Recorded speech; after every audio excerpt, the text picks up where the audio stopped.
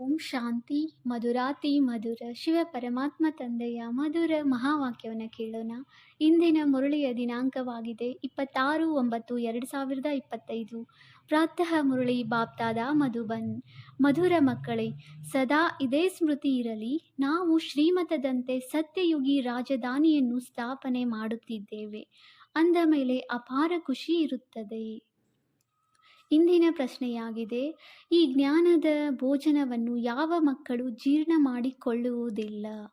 ಉತ್ತರ: ಯಾರು ತಪ್ಪುಗಳನ್ನು ಮಾಡುತ್ತಾ ಚೀಚಿ ಪತೀತರಾಗಿ ನಂತರ ಕ್ಲಾಸಿನಲ್ಲಿ ಬಂದು ಕುಳಿತುಕೊಳ್ಳುತ್ತಾರೆ, ಅವರು ಜ್ಞಾನವನ್ನು ಜೀರ್ಣ ಮಾಡಿಕೊಳ್ಳಲು ಸಾಧ್ಯವಿಲ್ಲ. ಭಗವಾನ್ ವಾಚ್: ಕಾಮ ಮಹಾಶತ್ರುವಾಗಿದೆ ಎಂದು ಅವರ ಬಾಯಿಂದ ಎಂದೂ ಹೇಳಲು ಸಾಧ್ಯವಿಲ್ಲ. ಅವರ ಹೃದಯದ ಒಳಗೊಳಗೆ ತಿನ್ನುತ್ತಿರುತ್ತದೆ. ಅವರು ಆಸೂರಿ ಸಂಪ್ರದಾಯದವರಾಗಿ ಬಿಡುತ್ತಾರೆ. ಓಂ ಶಾಂತಿ. ತಂದೆಯು ಆತ್ಮೀಯ ಮಕ್ಕಳಿಗೆ ಸನ್ಮುಖದಲ್ಲಿ ತಿಳಿಸುತ್ತಿದ್ದಾರೆ. ಅವರು ಎಂತಹ ತಂದೆಯಾಗಿದ್ದಾರೆ.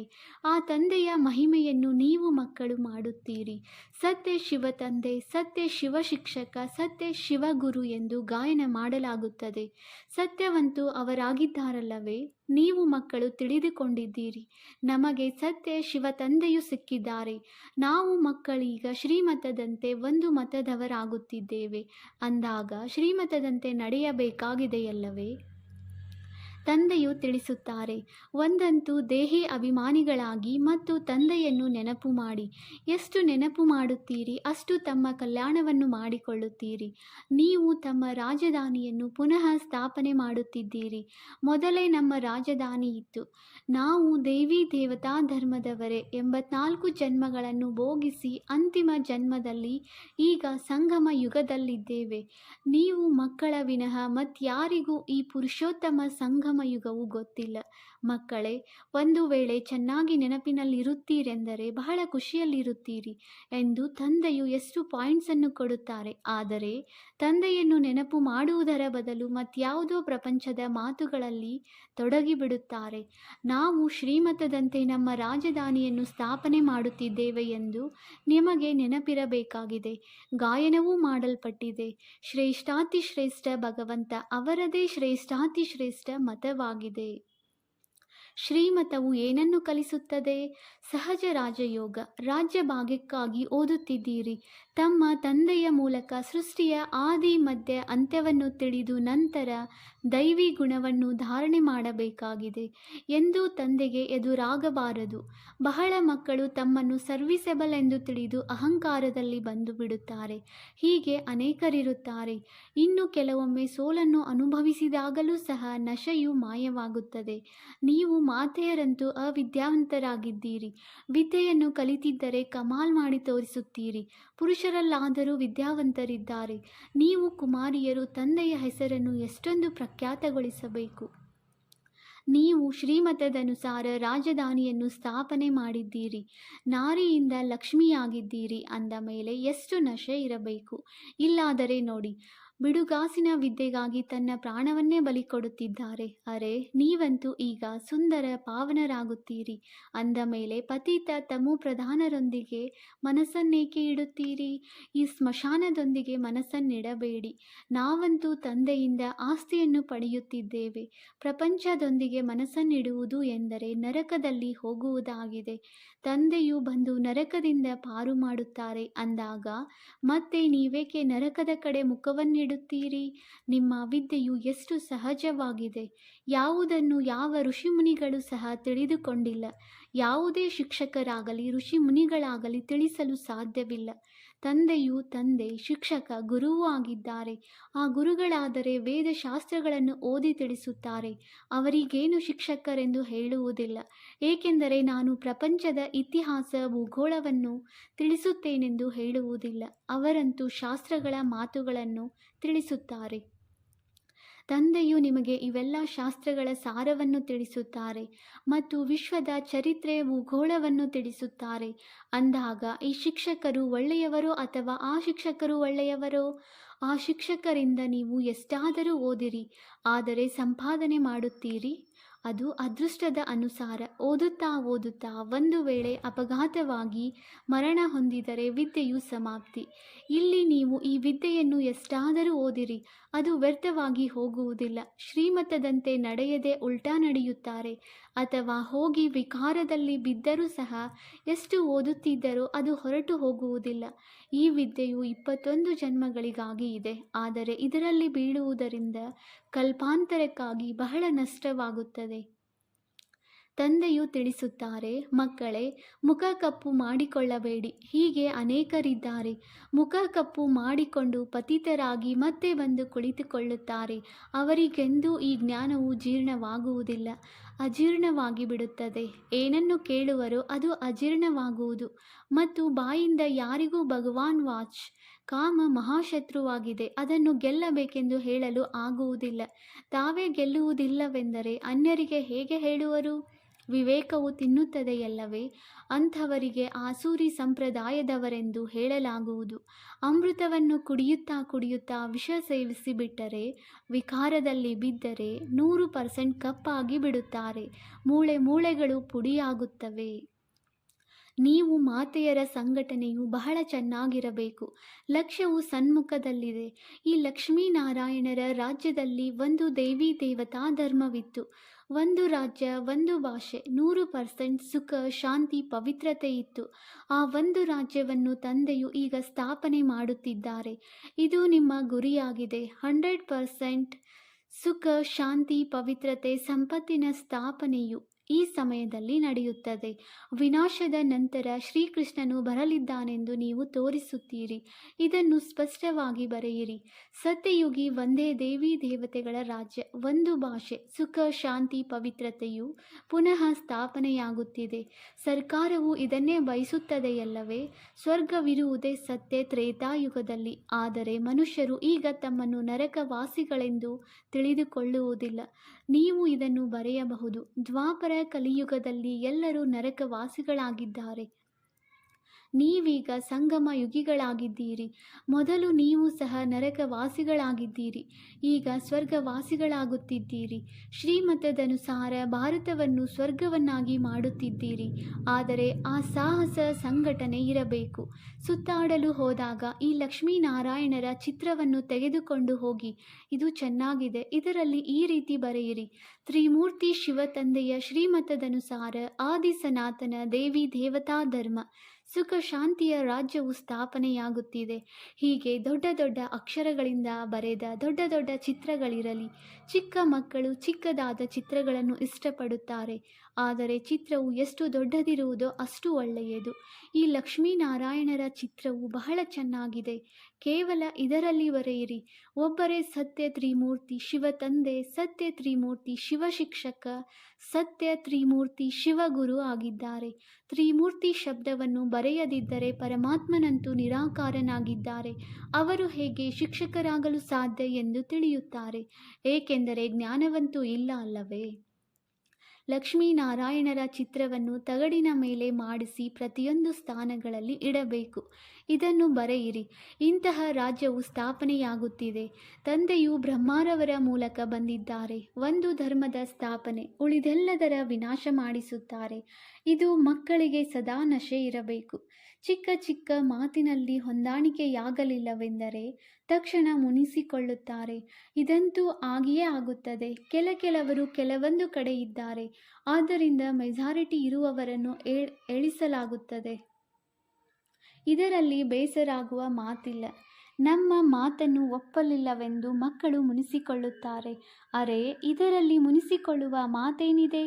ತಂದೆಯಂತೂ ಎಲ್ಲರನ್ನೂ ಖುಷಿಪಡಿಸುವವರಾಗಿದ್ದಾರೆ. ಮಾಯೆಯು ಎಲ್ಲರನ್ನೂ ಮುನಿಸಿಕೊಳ್ಳುವಂತೆ ಮಾಡಿದೆ. ತಂದೆಯೊಂದಿಗೆ ಎಲ್ಲರೂ ಮುನಿಸಿಕೊಳ್ಳುವುದೇನು? ಆ ತಂದೆಯನ್ನೇ ಅರಿತುಕೊಂಡಿಲ್ಲ. ಯಾವ ತಂದೆಯು ಸ್ವರ್ಗದ ರಾಜ್ಯಭಾಗ್ಯವನ್ನು ಕೊಟ್ಟರು, ಅವರನ್ನೇ ಅರಿತುಕೊಂಡಿಲ್ಲ. ತಂದೆಯು ತಿಳಿಸುತ್ತಾರೆ, ನಾನು ನಿಮಗೆ ಉಪಕಾರ ಮಾಡುತ್ತೇನೆ, ಆದ್ದರಿಂದ ನೀವು ನನಗೆ ಅಪಕಾರ ಮಾಡುತ್ತೀರಿ. ಭಾರತದ ಸ್ಥಿತಿ ನೋಡಿ ಹೇಗಿದೆ. ನಿಮ್ಮಲ್ಲಿಯೂ ಕೆಲವರಿದ್ದಾರೆ ಯಾರಿಗೆ ನಶೆ ಇರುತ್ತದೆ. ಇದು ನಾರಾಯಣಿ ನಶೆಯಾಗಿದೆ. ನಾವಂತೂ ರಾಮ ಸೀತೆಯಾಗುತ್ತೇವೆಂದು ಹೇಳುವುದಲ್ಲ. ನರನಿಂದ ನಾರಾಯಣನಾಗುವುದು ನಿಮ್ಮ ಲಕ್ಷ್ಯ ಆಗಿದೆ. ಆದರೆ ನೀವು ರಾಮ ಸೀತೆಯರಾಗುವುದರಲ್ಲಿ ಖುಷಿಯಾಗಿ ಬಿಡುತ್ತೀರಿ. ಸಾಹಸವನ್ನು ತೋರಿಸಬೇಕಲ್ಲವೇ? ಹಳೆಯ ಪ್ರಪಂಚದೊಂದಿಗೆ ಮನಸ್ಸನ್ನಿಡಲೇಬಾರದು. ಯಾರೊಂದಿಗಾದರೂ ಮನಸ್ಸನ್ನಿಟ್ಟರೆ ಸತ್ತರೆಂದರ್ಥ. ಜನ್ಮ ಜನ್ಮಾಂತರಕ್ಕಾಗಿ ನಷ್ಟವಾಗಿ ಬಿಡುವುದು. ತಂದೆಯಿಂದ ಸ್ವರ್ಗದ ಸುಖವೂ ಸಿಗುತ್ತದೆ. ಮತ್ತೇಕೆ ನಾವು ನರಕದಲ್ಲಿದ್ದೇವೆ? ತಂದೆಯು ತಿಳಿಸುತ್ತಾರೆ, ನೀವು ಸ್ವರ್ಗದಲ್ಲಿದ್ದಾಗ ಮತ್ಯಾವುದೇ ಧರ್ಮವಿರಲಿಲ್ಲ. ಈಗ ಡ್ರಾಮಾ ಅನುಸಾರ ನಿಮ್ಮ ಧರ್ಮವೇ ಇಲ್ಲ. ಯಾರೂ ತಮ್ಮನ್ನು ದೇವತಾ ಧರ್ಮದವರೆಂದು ತಿಳಿದುಕೊಳ್ಳುವುದಿಲ್ಲ. ಮನುಷ್ಯರಾಗಿಯೂ ತಮ್ಮ ಧರ್ಮವನ್ನು ತಿಳಿದುಕೊಂಡಿಲ್ಲವೆಂದರೆ ಏನು ಹೇಳುವುದು? ಹಿಂದೂ ಎನ್ನುವುದು ಒಂದು ಧರ್ಮವೇ? ಯಾರು ಸ್ಥಾಪನೆ ಮಾಡಿದರೆಂಬುದು ಸಹ ತಿಳಿದಿಲ್ಲ. ಮಕ್ಕಳಿಗೆ ಎಷ್ಟೊಂದು ತಿಳಿಸಿಕೊಡುತ್ತೇನೆ. ನಾನು ಕಾಲರ ಕಾಲ ಮಹಾಕಾಲನು ಎಲ್ಲರನ್ನೂ ಮರಳಿ ಕರೆದುಕೊಂಡು ಹೋಗಲು ಬಂದಿದ್ದೇನೆ. ಆದರೆ ಯಾರು ಚೆನ್ನಾಗಿ ಓದುವರೋ ಅವರು ವಿಶ್ವದ ಮಾಲೀಕರಾಗುತ್ತಾರೆ. ಆದ್ದರಿಂದ ಈಗ ಮನೆಗೆ ನಡೆಯಿರಿ. ಈ ಪ್ರಪಂಚದಲ್ಲಿ ಇರಲು ಯೋಗ್ಯವಿಲ್ಲ. ಆಸುರಿ ಮತದಂತೆ ನಡೆದು ಬಹಳ ಕೊಳಕು ಪ್ರಪಂಚವನ್ನಾಗಿ ಮಾಡಿಬಿಟ್ಟಿದ್ದಾರೆ. ತಂದೆಯು ಹೀಗೆಯೇ ಹೇಳುತ್ತಾರಲ್ಲವೇ? ನೀವು ಭಾರತವಾಸಿಗಳು ಯಾರು ವಿಶ್ವದ ಮಾಲೀಕರಾಗಿದ್ದೀರಿ.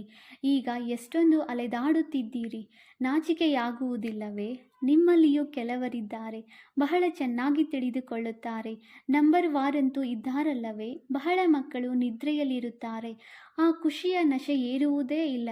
ತಂದೆಯು ನಮಗೆ ಪುನಃ ರಾಜಧಾನಿಯನ್ನು ಕೊಡುತ್ತಾರೆ, ತಿಳಿಸುತ್ತಾರೆ. ನಾನು ಈ ಸಾಧು ಸಂತ ಮೊದಲಾದವರ ಉದ್ಧಾರವನ್ನೂ ಮಾಡುತ್ತೇನೆ. ಅವರು ತನಗಾಗಲಿ ಅನ್ಯರಿಗಾಗಲಿ ಮುಕ್ತಿಯನ್ನು ಕೊಡಲು ಸಾಧ್ಯವಿಲ್ಲ. ಸತ್ಯವಾದ ಗುರುವಂತೂ ಒಬ್ಬರೇ ಸದ್ಗುರುವಾಗಿದ್ದಾರೆ. ಅವರು ಸಂಗಮದಲ್ಲಿ ಬಂದು ಎಲ್ಲರ ಸದ್ಗತಿ ಮಾಡುತ್ತಾರೆ. ತಂದೆಯು ತಿಳಿಸುತ್ತಾರೆ, ನಾನು ಕಲ್ಪದ ಸಂಗಮ ಯುಗದಲ್ಲಿ ಬರುತ್ತೇನೆ. ಯಾವಾಗ ನಾನು ಇಡೀ ಪ್ರಪಂಚವನ್ನು ಪಾವನ ಮಾಡಬೇಕಾಗುತ್ತದೆ. ಮನುಷ್ಯರು ತಿಳಿಯುತ್ತಾರೆ, ತಂದೆಯು ಸರ್ವಶಕ್ತಿವಂತನಾಗಿದ್ದಾರೆ. ಅಂದ ಮೇಲೆ ಅವರೇನು ತಾನೇ ಮಾಡಲು ಸಾಧ್ಯವಿಲ್ಲ? ಅರೆ, ನಾವು ಪತಿತರನ್ನು ಪಾವನ ಮಾಡಿ ಎಂದು ಕರೆಯುತ್ತೀರಿ. ಆದ್ದರಿಂದ ನಾನು ಬಂದು ಪಾವನರನ್ನಾಗಿ ಮಾಡುತ್ತೇನೆ. ಮತ್ತೆ ಇನ್ನೇನು ಮಾಡುವೆನು? ಉಳಿದಂತೆ ರಿದ್ಧಿ ಸಿದ್ಧಿಯವರು ಅನೇಕರಿದ್ದಾರೆ. ನನ್ನ ಕರ್ತವ್ಯವೇ ಆಗಿದೆ ನರಕವನ್ನು ಸ್ವರ್ಗವನ್ನಾಗಿ ಮಾಡುವುದು. ಇದು ಪ್ರತಿ 5,000 ವರ್ಷಗಳ ನಂತರ ಆಗಿದೆ. ನೀವೇ ಇದನ್ನು ತಿಳಿದುಕೊಂಡಿದ್ದೀರಿ. ಆದಿ ಸನಾತನ ದೇವಿ ದೇವತಾ ಧರ್ಮವಾಗಿದೆ. ಉಳಿದೆಲ್ಲರೂ ಕೊನೆಯಲ್ಲಿ ಬಂದಿದ್ದಾರೆ. ಅರವಿಂದ್ ಘೋಷರಂತೂ ಈಗೀಗ ಬಂದರು. ಆದರೂ ಸಹ ಅವರ ಆಶ್ರಮಗಳು ಎಷ್ಟೊಂದಾಗಿ ಬಿಟ್ಟಿದೆ. ಅಲ್ಲಿ ಯಾವುದೇ ನಿರ್ವಿಕಾರಿಗಳಾಗುವ ಮಾತಿಲ್ಲ. ಏಕೆಂದರೆ ಗೃಹಸ್ಥ ವ್ಯವಹಾರದಲ್ಲಿದ್ದು ಪವಿತ್ರವಾಗಿರಲು ಸಾಧ್ಯವಿಲ್ಲವೆಂದು ಅವರು ತಿಳಿಯುತ್ತಾರೆ. ಇಲ್ಲಿ ತಂದೆಯು ತಿಳಿಸುತ್ತಾರೆ, ಗೃಹಸ್ಥ ವ್ಯವಹಾರದಲ್ಲಿರುತ್ತಾ ಕೇವಲ ಒಂದು ಜನ್ಮ ಪವಿತ್ರರಾಗಿರಿ. ನೀವು ಜನ್ಮ ಜನ್ಮಾಂತರವಂತೂ ಪತಿತರಾಗಿದ್ದೀರಿ. ನಾನೀಗ ನಿಮ್ಮನ್ನು ಪಾವನರನ್ನಾಗಿ ಮಾಡಲು ಬಂದಿದ್ದೇನೆ. ಈ ಅಂತಿಮ ಜನ್ಮದಲ್ಲಿ ಪಾವನರಾಗಿ ಸತ್ತೇ ತ್ರೇತಾಯುಗದಲ್ಲಂತೂ ವಿಕಾರವೂ ಇರುವುದೇ ಇಲ್ಲ. ಈ ಲಕ್ಷ್ಮೀನಾರಾಯಣರ ಚಿತ್ರ ಮತ್ತು ಏಣಿಯ ಚಿತ್ರವು ಬಹಳ ಚೆನ್ನಾಗಿದೆ. ಸತ್ಯಯುಗದಲ್ಲಿ ಒಂದು ಧರ್ಮ ಒಂದು ರಾಜ್ಯವಿತ್ತೆಂದು ಇದರಲ್ಲಿ ಬರೆಯಲಾಗಿದೆ. ಇದನ್ನು ತಿಳಿಸುವುದಕ್ಕೂ ಬಹಳ ಯುಕ್ತಿ ಇರಬೇಕು. ಪ್ರದರ್ಶನಿಯಲ್ಲಿ ತಿಳಿಸಿಕೊಡಲು ವೃದ್ಧ ಮಾತೆಯರಿಗೂ ಸಹ ಕಲಿಸಿ ಅವರನ್ನು ತಯಾರು ಮಾಡಬೇಕು.